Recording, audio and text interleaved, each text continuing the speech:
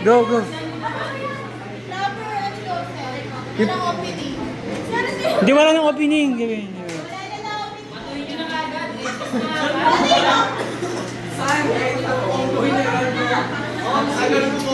Oh guys, do you agree na mas okay na gamitin ang cable network compared sa streaming devices? Go, go. Okay, bakit? Kapag nawala ng sir, may advantage po yung pagkakaroon ng cable network. Kasi bakit? Paano pag nawala ng network?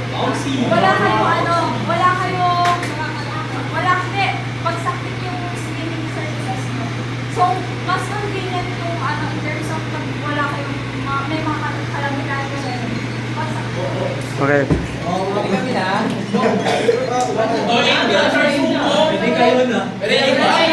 So next kayo, di ba? Kayo.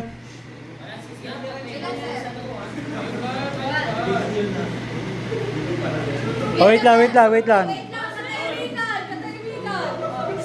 Sir, Go. base sa sinabi niya, pag bagsak yung pagkalamito, siyempre, bagsak din yung mga network. Ano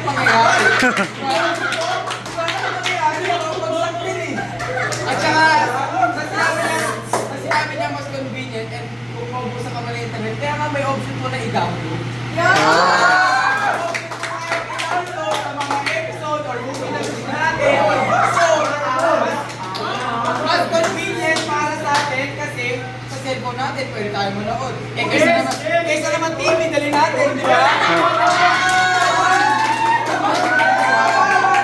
Mamahabahan pa ba natin? Ang sinasabi nga natin is kung saan mas convenient.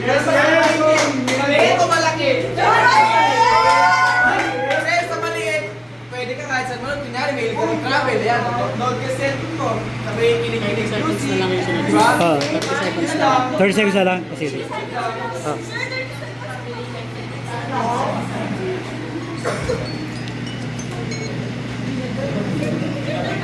Wala pa kayo.